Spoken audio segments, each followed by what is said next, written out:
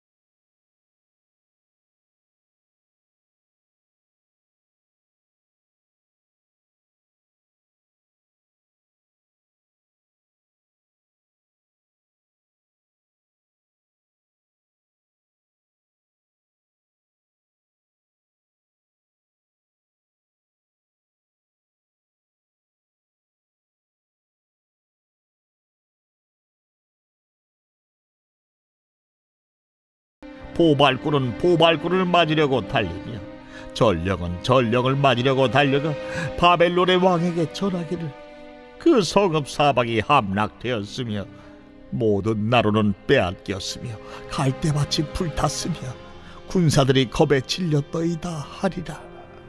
오늘 말씀은 하나님 알아가기라는 제목으로 함께 말씀을 나누겠습니다. 오늘 본문에는 이제 하나님께서 바벨론에 대한 심판을 구체적으로 언급하고 있는 내용입니다. 우리가 이제 나라들에 대한 그 제국의 역사를 조금만 이해하시면 성경의 역사가 또 세상의 역사가 흘러가는 것을 보여지는데요. 처음에는 제국이라고 하는 그 제국이 생길 때 아수르라고 하는 제국이 생깁니다. 그리고 그 아수르 다음이 바벨론 제국이고요. 그 바벨론 제국 다음이 메데 바사 제국이라고 합니다. 그런데 이 메데 바사는 나중에 메데가 바사에 합병됨으로 인해서 바사 제국이라고 하고요. 그리고 그 다음에 나온 제국이 헬라 제국입니다.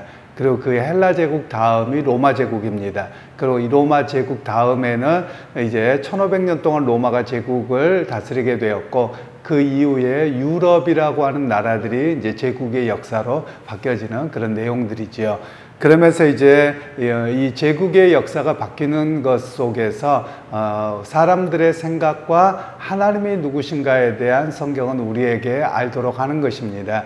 즉 제국의 주인이 누구냐, 역사의 주인이 누구냐, 하나님이시라고 말씀하시는 겁니다. 하나님께서 그 기회를 주었을 때 그 나라와 많은 것에 대한 역할을 해야 되는데 오히려 하나님 앞에서 그렇게 하지 못함으로 인해서 오늘 바벨론 제국도 메대 왕들에 의해서 멸망당하고, 심지어 보발꾼들은 우리로 이야기하면 말 타고 소식을 전하는 자들입니다. 그래서 성에서 성을 전하게 되는데 얼마나 빨리 바벨론이 무너지게 되었는가, 이런 이야기를 오늘 성경 본문에서는 말씀을 하고 있습니다. 그러면서 바벨론이 그렇게 풍성하고 또 물도 많았고 그리고 성도 견고했습니다.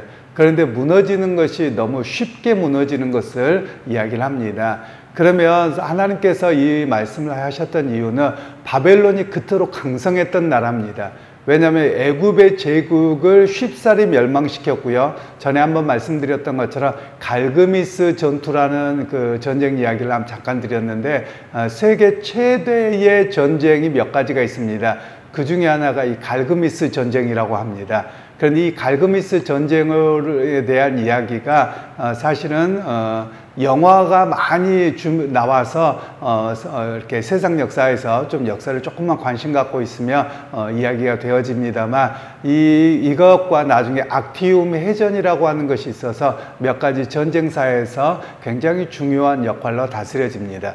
그런데 이 바벨론이 애굽의 그 대제국, 당시에 이 바벨론 지역은 계속 각축전이 벌어지고 있었던 곳이고요. 애굽이라고 하는 나라는 서로 왕들이 바뀌어지거나 뭐 이런 각축전이 없이 그냥 하나의 제국으로 든든합니다. 우리가 이렇게 생각해 보면 됩니다. 한 나라가 통일되어서 오랫동안 지속되어서 군대와 여러 조직을 잘 갖추어져 있는 나라와 그리고 여러 왕들과 여러 다른 민족으로 이루어져서 계속 갈등하고 있는 나라를 생각해 보시면 됩니다. 어느 나라가 더 강성하겠습니까? 한 민족으로 한 나라가 오래 유지된 나라가 강성합니다.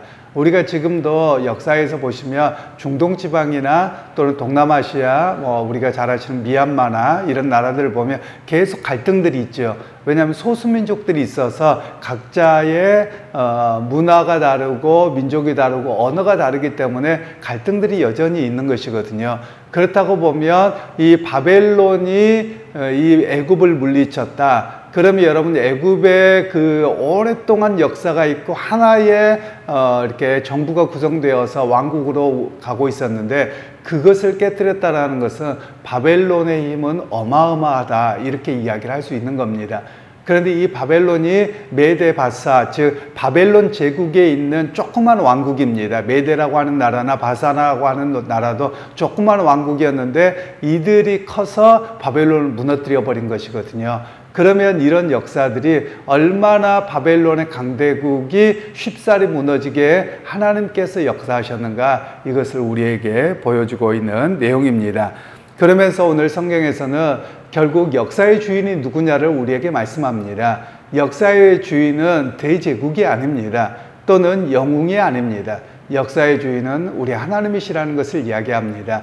즉 하나님께서 기회를 허락하셨을 때 그 나라가 하나님 앞에 쓰이는 칼과 또 쓰이는 역사의 주역으로서의 역할을 감당하며 그 나라는 오래가게 하시지만 오히려 그 역사를 감당하지 못하며 역사 속에서 쉽게 무너지는, 즉 세상적으로 아무리 강하다 할지라도 하나님께서 그들을 흩어버리기로 하시며 너무나도 미약하게 무너지는 것이 바로 세상의 역사다라는 것을 성경은 말씀을 하고 있습니다.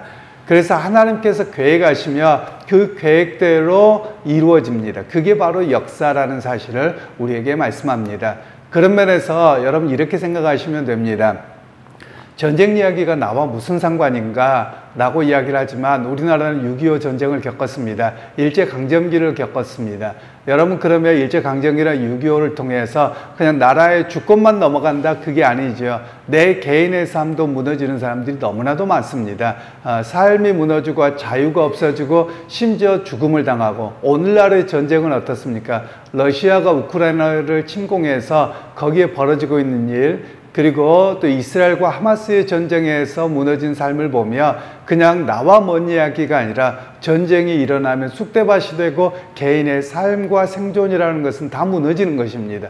그 정도로 처참한 것이 전쟁이지요. 그런 면에서 오늘 우리가 기도할 내용들이 있죠. 하나님이 역사의 주관자이시기에 이 땅에 다시금 전쟁이 일어나지 않도록 하옵소서. 사실 그런 기도가 필요합니다. 실제로 세계에서 세계 3차 대전이 일어날 만한 곳을 최우선적으로 꼽으라고 하면 우리나라입니다. 단순하게 우리는 북한이 우리 남한을 침략하려고 한다, 여기만 보고 계시면 안 됩니다. 우리나라가 6.25 전쟁이 일어날 때도 북한의 야욕도 있지만 끊임없이 중국과 러시아가 해양으로 진출하려고 하는 세력과 그리고 밑에서 막으려고 하는 그런 그 중간에 있는 지정학적 위치에 있는 나라입니다. 그러기에 우리나라가 굉장히 전쟁의 위험이 높은 나라이기도 하고, 그리고 서로가 휴전선에서 이 정도로 그 군사 대국들, 우리나라와 북한이 굉장히 높습니다. 아마 우리나라가 6위 정도 될 것 같고요. 북한이 10위 안에 드는 정도의 나라라고 이야기를 보통 하고 있는데요. 이렇게 작은 나라에서 서로를 겨냥하고서 이렇게 많은 포화를 갖고 있는 나라가 세상에 없습니다. 그 정도로 위험한 나라가 사실은 우리나라라고 볼 수 있는 겁니다. 그런 면에서 언제 전쟁이 일어나도 이상하지 않는 나라. 전쟁이 일어나면 여러분 6.25 전쟁하고는 게임이 안 됩니다. 그냥 나라 폭삭 망하는 겁니다. 도망갈 데도 없습니다. 피할 데도 없습니다. 그래서 우리가 기도해야 될 일은 하나님 이 나라를 붙들어 주옵소서, 그런 기도가 우리의 기도가 되어야만 합니다. 왜냐하면 그 기도가 우리의 믿음도 지키는 것이고 우리의 생존권도 지키는 것이고 또 우리가 이 땅에서 하나님의 사명을 감당하는 나라의 역할을 우리가 하고 있는 것입니다. 많은 선교학자들은 그런 이야기를 합니다. 우리나라를 또 로마를 또는 우리가 좀 과거의 역사를 이렇게 거슬러 올라가 보면 이렇습니다.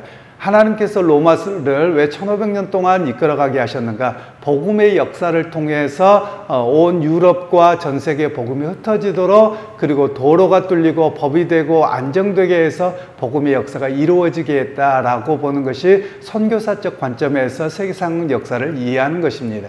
그리고 나중에 제국이 되었을 때 영국이 세계를 제패할 때 보면 영국을 통해서 아시아와 그리고 또 미국까지 그리고 남미까지 해서 수많은 나라들의 복음의 역사가 이루어지도록 했던 내용입니다. 스페인이 세계를 제패했을 때도 마찬가지고요. 그렇게 복음의 역사가 하나님께서 그들을 사용하셨다라고 보는 것이 선교사적 관점에서 모습입니다.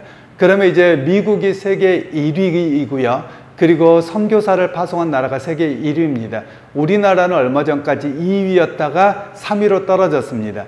그러면 우리가 볼 때 왜 하나님께서 이 조그만 나라를 살려두시고 부강하게 하셨는가? 선교사적으로 보자면 하나님께서 당신의 복음 전도의 역사를 위해서 나라를 지탱해 주시고 부하게 하시고 인도하신다. 이렇게 우리가 선교적 관점에서는 바라보고 있습니다. 그러게 오늘 또 우리가 복음을 전하는 일, 선교하는 일, 우리의 사명을 감당하는 일을 하면 하나님께서 부강하게 하시고 지탱해 주신다는 사실을 우리가 기억할 필요가 있습니다. 그래서 오늘 성경에서는 역사의 주인은 누구시냐? 하나님이십니다. 그리고 역사 속에서 나라를 멸망시키시고 흥황하게 하시는 분도 우리 하나님이십니다. 그러하기에 하나님 우리의 모습도 하나님의 사명을 감당하는 민족과 교회가 되어서 하나님의 역사 속에서 우리의 삶이 안정되게 하시고 또 우리의 나라도 귀하게 쓰임받고 평화롭게 하옵소서. 이 기도가 오늘 우리의 기도가 되기를 소원하고 또 그 하나님을 알아가는 또 삶의 자리에서도 그 하나님을 고백하고 증거하는 그런 우리 모두가 되시기를 주님의 이름으로 축원합니다. 하나님 오늘도 역사의 주인이 하나님이신 것을 고백합니다. 하나님 조금만 나라가 힘이 있고 또 개인이 영웅처럼 되어지며 자기가 역사의 주인인 것처럼 교만한 것이 인간의 모습이요 나라의 모습이었던 것을 오늘 성경을 통해서 확인합니다. 하나님께서 우리를 사용하실 때 우리가 사명을 감당하며 그 나라와 개인의 삶, 교회는 영원할 줄로 믿습니다. 하나님 우리의 사명을 잘 감당하게 하시고 또한 우리나라를 지켜주셔서 이 시대의 사명을 감당하는 귀한 나라와 교회가 되게 하옵소서. 예수님의 이름으로 기도하옵나이다.